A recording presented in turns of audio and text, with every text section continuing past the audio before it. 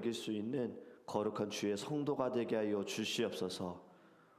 사순절을 맞이하여 저희들 보내는 이 시간, 나를 위해 죽으시고 십자가를 지신 예수 그리스도를 보기를 원합니다. 그리고 우리도 우리 십자가를 지고 주님을 따라갈 수 있는 거룩한 시간이 되게 하시며, 이 사순절의 시간 동안 저희들이 그동안 끊지 못했던 죄악들, 습관적인 죄들, 주님 완전히 끊어버릴 수 있도록 주님이 인도하여 주시옵시고, 주님께 더 가까이 나아갈 수 있는 믿음의 시간이 될 수 있도록 하나님이 함께하여 주시옵소서. 오늘도 주님께서 주신 말씀을 들을 때 귀로만 듣지 않게 하소서. 듣고 지키고 행하는 자가 복이 있다 하셨습니다. 오늘 살아가는 모든 자리에 말씀의 흔적이 있게 하시고 예수의 향기가 드러날 수 있도록 주님 우리에게 성령의 충만함을 부어 주시옵소서. 감사하며 예수님의 이름으로 기도합니다. 아멘. 오늘 우리에게 하나님의 말씀 누가복음 11장입니다. 누가복음 11장 45절부터 54절 말씀입니다.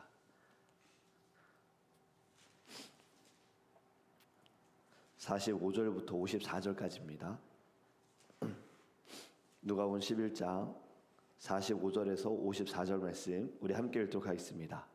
한 율법교사가 예수께 대답하여 이르되 선생님 이렇게 말씀하시니 우리까지 모욕하심이니이다. 이르시되 화 있을진저 또 너희 율법교사여 지기 어려운 짐을 사람에게 지우고 너희는 한 손가락도 이 짐에 대지 않는도다. 화 있을진저 너희는 선지자들의 무덤을 만드는도다. 그들을 죽인 자도 너희 조상들이로다. 이와 같이 그들은 죽이고 너희는 무덤을 만드니 너희가 너희 조상의 행한 일에 증인이 되어 옳게 여기는도다. 그러므로 하나님의 지혜가 일렀으되 내가 선지자와 사도들을 그들에게 보내리니 그 중에서 더러는 죽이며 또 박해하리라 하였느니라. 장세 이후로 흘린 모든 선지자의 피를 이 세대가 담당하되 곧 아벨의 피로부터 제단과 성전 사이에서 죽임을 당한 사가랴의 피까지 하리라. 내가 너희에게 이르노니 과연 이 세대가 담당하리라. 화 있을진저 너희 율법교사여 너희가 지식의 열쇠를 가져가서 너희도 들어가지 않고 또 들어가고자 하는 자도 막으니라 하시니라. 거기서 나오실 때에 서기관과 바리새인들이 거세게 달려들어 여러 가지 일을 따져 묻고 그 입에서 나오는 말을 책잡고자 하여 노리고 있더라. 아멘. 할렐루야. 오늘의 말씀을 통하여서 하나님의 진리를 보시기를 주님의 이름으로 축복합니다. 여러분들 듣기 불편한 말을 들었을 때 여러분들은 어떻게 반응을 하십니까? 누군가 나의 문제를 정확하게 지적할 때 나의 신앙에 대해서 지금의 나의 모습을 보면서 지적할 때 여러분들은 어떻게 반응하십니까? 대부분의 사람들, 우리들은요 연약하고 또 우리에게는 죄성이 있기 때문에 나를 지적하는 말을 쉽게 받아들이지 못합니다. 늘 우리는 기분이 상하고 또 반어적으로 표현하는 경우들이 많습니다. 저도 목회 현장에서 말씀을 전하고 또 사역을 하는 가운데에도 저도 여러 가지 조언들을 받을 때가 있습니다. 특히 가까운 사람에게 조언을 많이 받죠. 아내에게 조언을 많이 받아요. 어느 목사님이 이런 얘기를 하시더라고요. 자기가 설교할 때에 가장 두려울 때가 언제냐면 아내가 앉아있을 때라 그래요. 왜냐면 설교 끝나고 꼭 아내는 왜 설교회 때 이렇게 얘기했어? 말은 왜 이래? 톤은 왜 이래? 왜 억양은 이래라고 늘 지적을 하기 때문에 저희 PCJ 오랫동안 담임 목사 하신 분도 PCJ 노회 때 설교하실 때 이런 얘기를 하시더라고요. 이런 얘기로 시작을 하시더라고요. 이 자리에 아내가 없어서 저는 오늘 담대하게 말씀을 전합니다라고요. 저도 아내에게 여러 가지 그러한 조언들을 받을 때 저도 처음에는 받을 수가 없었어요. 그건 내 문제가 아니라 네 문제야 라고 했었는데, 근데 또 시간이 지나고 나서는요 아내의 말이 떠나지 않는 거예요. 그거를 잘 새겨듣고 기억을 하면서 그것을 제가 또 고치려고 많이 노력을 했습니다. 그 가운데가 하나가 무엇이었냐면 바로 저희 가정은 좀 이 말 뒤끝을 흐려요. 이 습관이 그래요.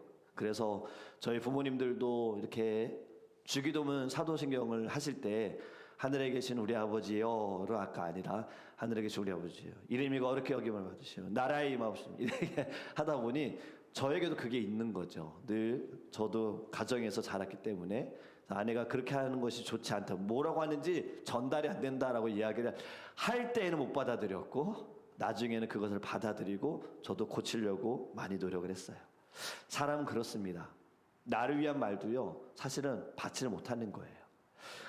지금 말씀도 보면 예수님께서 지금 바리새인의 초대를 받아가지고 바리새인의 집에 들어가셨는데 유대인의 전통에 따르지 않으셨어요. 손을 씻지 않으신 모습을 보고 바리새인들이 예수님에 대해서 불편해하죠.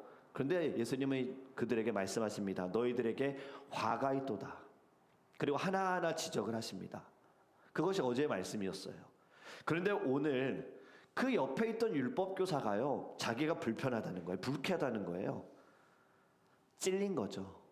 예수님이 지금 바리새인에게 하신 말씀들이 자신들에게도 찔림이 되어져서 이렇게 얘기합니다. 왜 우리까지 모욕합니까? 그렇게 예수님을 공격하고 있어요. 예수님은 그들의 문제를 정확하게 또 지적하십니다. 46절입니다. 이르시되 화있을진저 또 너희 율법교사여 지기 어려운 짐을 사람에게 지우고 너희는 한 손가락도 이 짐에 대지 않는도다. 아멘. 여러분, 율법교사들은요, 율법을 통해서 가르치는 자들입니다. 다른 사람들에게는 율법을 강요하면서도 정작 자신들은 실천하지 않는다라는 것을 예수님 다 알고 계시는 거예요. 그래서 예수님 그것을 말씀하십니다. 너희들은 하지도 않으면서 다른 사람들은 해야 한다고 말을 하고 있느냐? 너희들은 지키지도 않으면서 다른 사람들이 지키지 않는 것에 대해서 짐을 지우고 있다. 우리 주일날 말씀 야고보서 3장 1절의 말씀이 무엇입니까? 선생이 많이 되지 말라라는 말씀이었잖아요. 선생은 가르치는 자예요. 말로 먹고 사는 자이기도 하지만 배운 것을 가르치는 자예요. 율법교사가 선생이죠.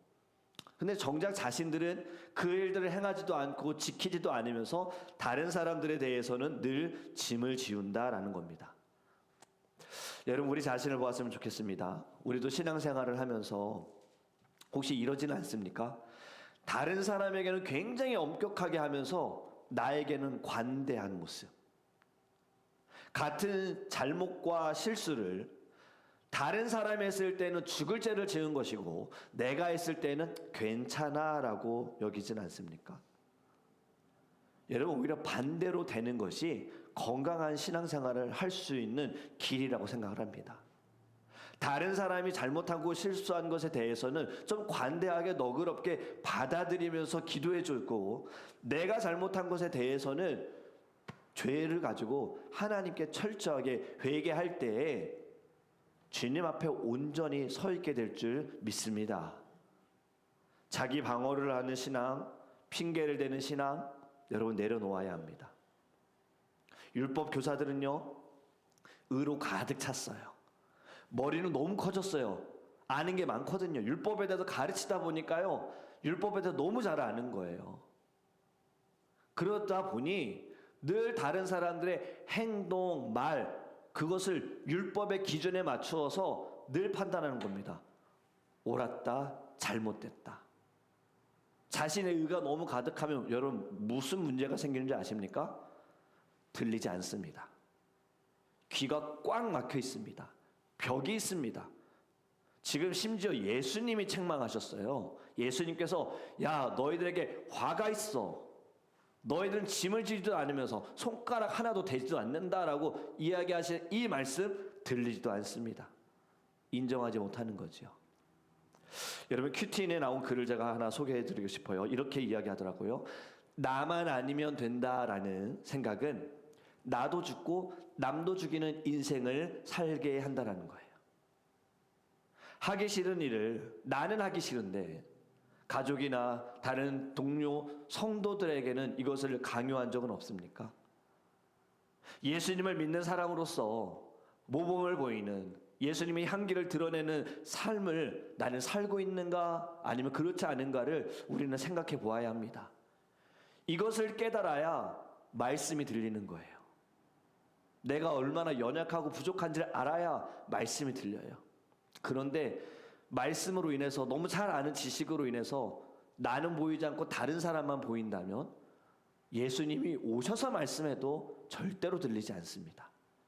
그렇게 여러분, 우리의 모든 우리의 모든 선행, 우리가 자랑할 모든 것들 다 내려놓으시기를 주님의 이름으로 축복합니다. 그리고 주의 말씀을 들으시고 그 말씀을 통하여 변화되시기를 원합니다. 예수님은 또 다른 문제를 지적하십니다. 47절에 또 이렇게 말씀하세요. 화 있을진저 너희는 선지자들의 무덤을 만드는도다. 그들을 죽인 자도 너희 조상들이로다. 아멘. 여러분, 지금 선지자들의 무덤을 만들었다는 것은 무슨 의미냐면 이미 이제 오래전에 죽은 선지자들의 무덤을 만들었다는 건 존경의 의미예요. 당신들이 이 땅에서 하나님의 부름을 받아 하나님의 말씀을 우리 백성들에게 증거해 주셨던 그 모든 산과 사역에 대해서 정말 존경합니다 라는 표현을 하는 겁니다. 선지자들의 모든 삶을 후대가 기억하겠다라는 의미로 무덤을 만들었던 거죠. 그런데 정작 선지자는 존경을 한다고 하면서 선지자들이 말한 것은 따르지 않는다라는 거예요. 여러분, 선지자들 한 말이 다 무엇입니까? 하나님의 말씀을 대언한 거잖아요. 하나님께서 너는 가서 백성들에게 이렇게 말하여라. 선지자들은 예수 그리스도께서 오실 것에 대해서도 예언한 것인데 이러한 진리는 전혀 따르지 않아요. 그리고 이렇게 말씀하시죠. 조상들이 선지자를 죽였다. 그것처럼 지금 너희들이 선지자를 죽이려고 한다. 여러분, 여기에 선지자는 누구일까요? 예수님이세요. 지금 바리새인과 율법 교사들, 서기관들은요 늘 이 율법을 가지고 예수님을 공격하지 않습니까? 예수님을 죽이려고 하잖아요. 그 모습이 여전히 남아있다. 조상들이 했던 일들을 여전히 너희들이 하고 있다. 달라진 것이 하나도 없다. 늘 항상 같은 문제로 너희들은 죄를 짓고 있다라고 예수님이 지적하십니다. 여러분, 믿음은 어떻게 생긴다고 합니까? 들음에서 난다라고 하죠. 말씀을 들음을 통해서. 그런데요, 여러분, 열매는 행할 때에 나타나는 겁니다. 여러분, 믿음으로 살고요 행동으로 열매 맺으시기를 주님의 이름으로 축복합니다. 그냥 마음속으로만 믿습니다, 존경합니다가 아니라 그것이 삶으로 드러나야 하는 거예요. 삶의 모든 자리에 말씀의 흔적이 있어야 하는 겁니다. 다른 사람이 볼 때에도 예수 믿는 자, 아니 이렇게까지 우리는 들려야 돼요. 예수께 미친 자, 예수가 없으면 살 수 없는 자, 예수로 변화된 자, 예수와 함께 살아가는 자. 여러분, 이러한 말을 듣는 것이 저는 예수의 흔적이 남았다고 봅니다. 그런데 저 사람 믿는 거 맞아? 이러한 이야기가 들린다면 우리의 신앙을 다시 한번 봐야 돼요. 그 모습은 어쩌면 다른 사람이 볼 때 우리는 여전히 양다리 걸치고 있는 거지요. 저 사람이 교회 다니는 사람이라고? 어휴, 정말이야? 여러분, 이런 이야기는요 우린 좀 부끄럽게 여겨야 돼요. 저는 어릴 때에 저에게 있는 늘 타이틀이 뭐였을까요? 목사 아들이에요. 목사 아들. 김봉성 하면 그냥 목사 아들이었어요. 때로는 그것이 저에게도 부담이 되는 타이틀인 거예요. 조심조심 해야 되니까. 감사합니다. 왜냐면 그로 인하여서 어찌됐든 목사 아들이라는 타이틀이 다른 길로 가지 않고 늘 말씀을 사모하고 예배의 자리에 있어야 되는 그 은혜는 하나님이 저에게 주신 축복이라고 생각을 해요. 근데 때로는 이것 또한 저에게는 바리새인과 서기관과 같은 의처럼 여겨지는 때가 있는 거죠. 목사의 자식, 목사의 아들, 당연히 목사님처럼 하나님께 사랑을 더 많이 받고 당연히 내가 하는 모든 것들은 의롭다 여기는 거죠. 교회에서 내가 열심히 봉사하는데 다른 친구들은 봉사하지 않으면 다 죄인인 거예요. 이러한 것이 되게 위험한 거죠. 여러분, 우리 모두는 다 말씀의 기준을 통해서 나는 연약하고 부족한 자라는 것을 알고 하나님께 매달려야 할 줄 믿습니다. 목사의 아들이라는 이 타이틀이 그래도 감사한 것은 학교에서 선생님들도 그로 인하여서 시험을 보는데 저한테 기도도 시키셨어요. 봉상아, 너가 오늘 일어나서 이 중에 믿지 않는 친구들도 있을 텐데 이제 우리 시험 볼 건데 너가 좀 대표로 기도해줘 해서 반에서 기도도 하는 거예요.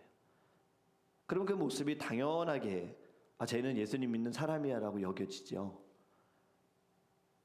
그런데 이러한 자연스러움보다 사실은 제가 학교에서 더 말씀을 보고 기도하면서 이 모습들이 그냥 목사의 아들에서 끝날 것이 아니라 쟤는 예수에게 미친 자, 쟤는 예수님께 푹 빠져있는 자, 쟤는 손에서 성경이 떠나지 않는 애, 쟤는 수업하기 전에 늘 기도하는 애, 사실 이 모습이 보였어야 되는 거였죠. 그때는 몰랐어요. 얼마 전에 기도하는 가운데 그 어릴 때가 생각이 나면서 하나님 그것도 너무 감사한데 제가 거기까지 가지 못했네요. 이런 마음을 알게 하셨어요. 여러분, 여러분들의 모든 삶의 자리에도요, 가까운 사람들조차도 여러분들에게 이러한 고백이 있었으면 좋겠어요. 너가 믿는 예수님, 너가 예수로 인해 변화된 모습을 나도 보니, 예수님 때문에 기뻐하고 즐거워하는 모습을 보니 나도 예수 믿고 싶어진다.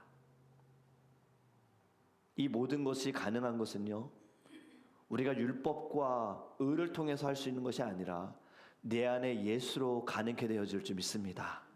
여러분들, 우리 겸손하여 우리 안에 예수 중심으로 살아가시기를 주님으로 축복합니다.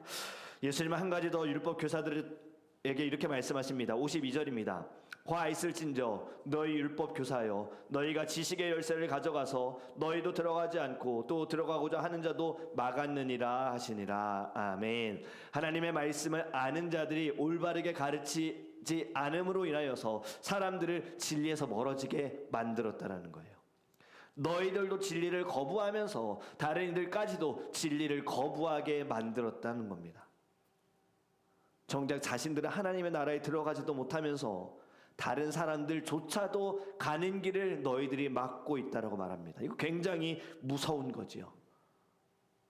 여러분, 우리가 하는 신앙생활은요, 우리만을 위한 것이 아니라는 것을 아셨으면 좋겠습니다. 우리가 하는 모든 신앙의 모습은 다른 누군가를 인도할 수 있다라는 거예요. 우리 어제 말씀에서 예수님께서 바리새인에게 화가 있다 말씀하셨죠.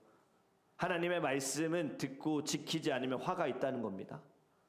자신은 하지 않으면서 다른 사람의 죄와 허물을 말하는 것, 화가 있다라는 겁니다. 여러분, 율법교사와 바리새인들이 화가 있는 것은요, 예수님을 대적했기 때문이에요. 한번 여러분 상상해 보셨으면 좋겠어요. 예수님이 여러분들에게 직접 말씀하세요.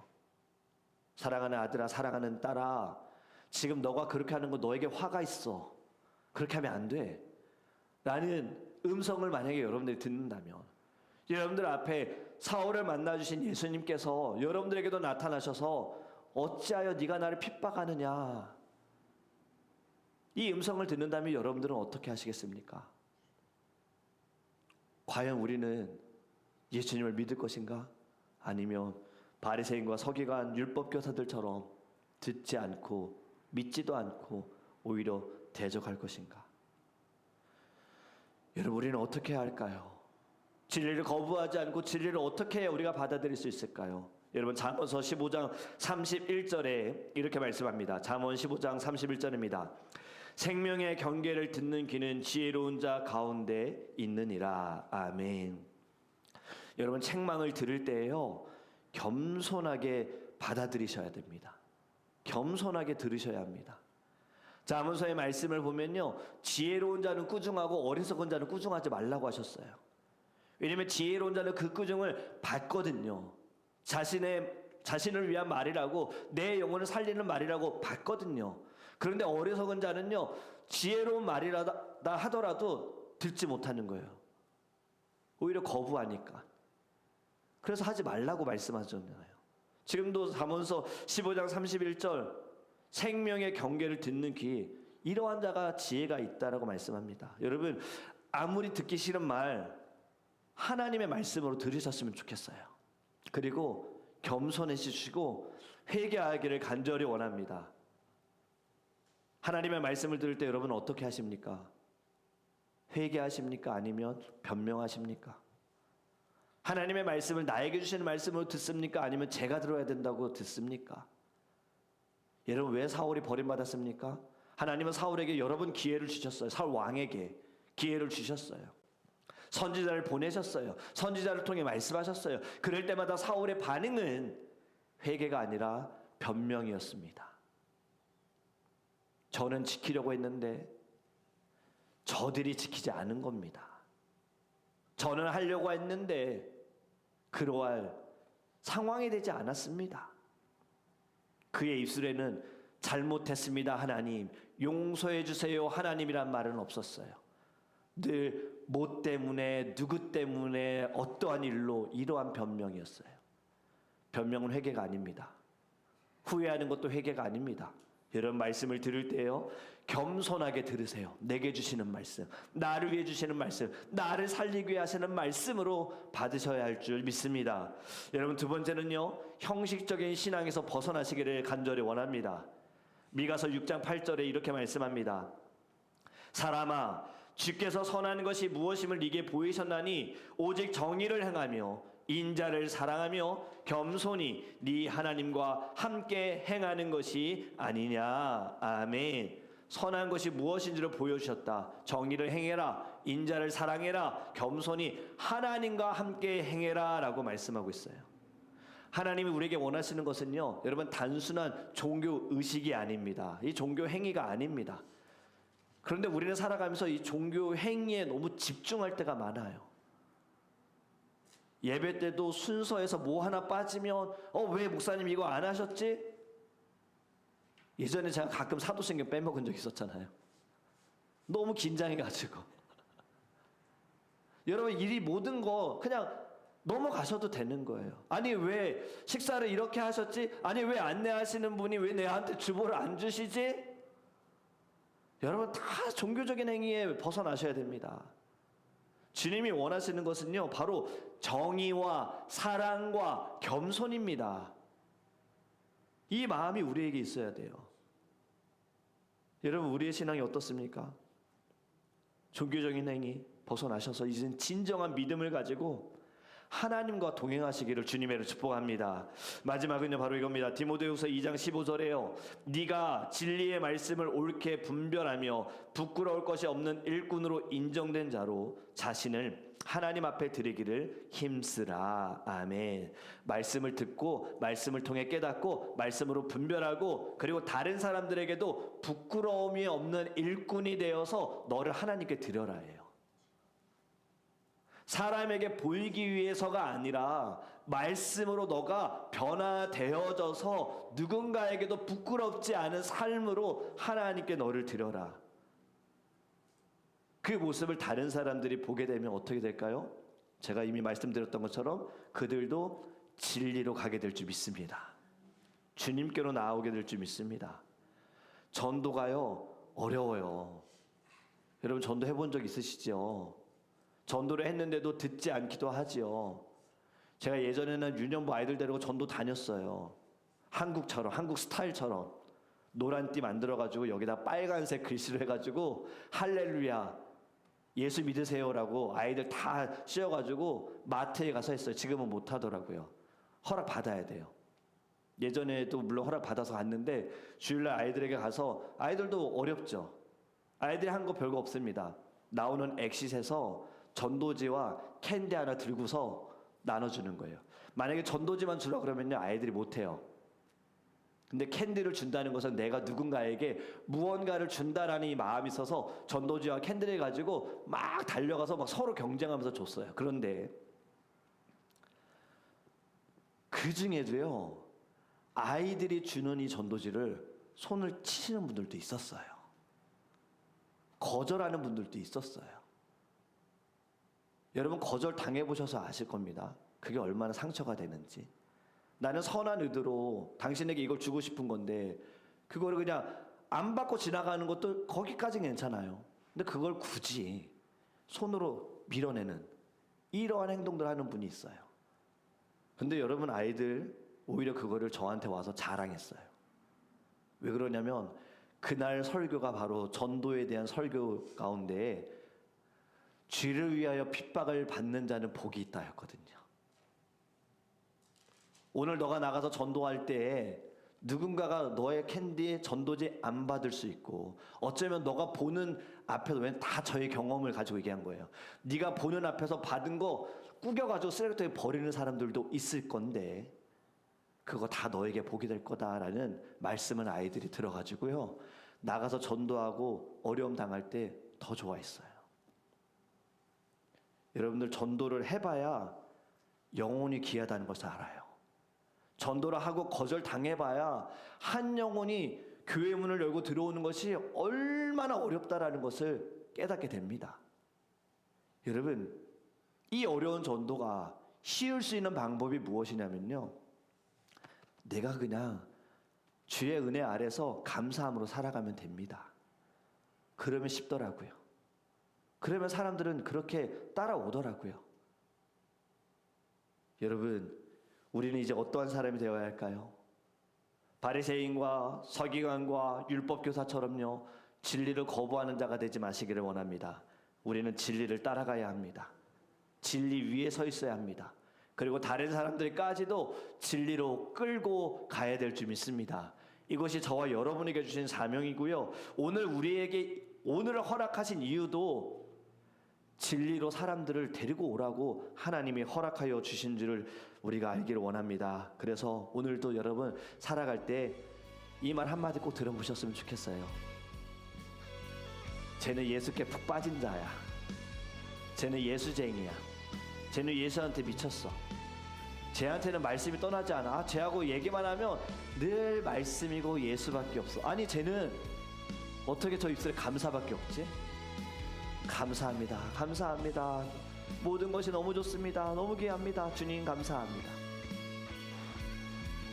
난 제 잘 아는데, 제 상황이 감사할 수 있는 상황이 아닌데, 제 상황이 절대 즐거워할 수 있는 상황이 없는데, 그런데 어떻게 저런 문제 가운데에도 감사할 수 있지?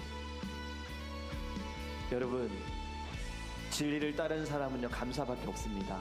오늘도 살아가는 모든 자리에서 여러분 예수의 향기가 드러나기를 주님의 이름으로 축복합니다. 우리 이것을 두고 같이 기도했으면 좋겠습니다. 주님, 저희들도 때로는요, 이 바리새인과 서기관과 율법교사처럼 종교적인 의식과 행위에 너무나도 집중할 때가 있었습니다. 예배하는 것도 나를 구원하여 주신 주님, 나를 만나기 위해 부르신 하나님의 그 은혜는 생각하지 않고, 내가 예배해야 축복받는다, 헌금해야 축복받는다, 기도해야 모든 것이 다 되어질 것이다라는 이 기복적인 종교적인 행위가 우리 안에 있습니다. 주님 용서하여 주시옵소서. 그리고 주님, 이 종교적인 마음 때문에 하나님의 말씀을 들을 때에도 들리지 않을 때가 있었고, 그리고 이 말씀을 들을 때 나를 보지 않고 다른 사람들의 행위와 말을 하나님 늘 우리는 판단하고 비판하고 정죄했습니다. 주님, 이제는 이 모든 것을 다 내려놓기를 원합니다. 결국에 종교적인 행위는 진리를 거부하는 것이었습니다. 이제는 진리를 따르는 자가 될 수 있도록, 오직 예수께 붙들린 자, 예수께 매여있는 자, 예수께 미친 자, 말씀 위에 서 있고 늘 말씀을 말하는 자, 예수의 향기가 드러나니 주의 성도가 될 수 있도록 우리 함께 주여 그리스도 통솔 기도합니다.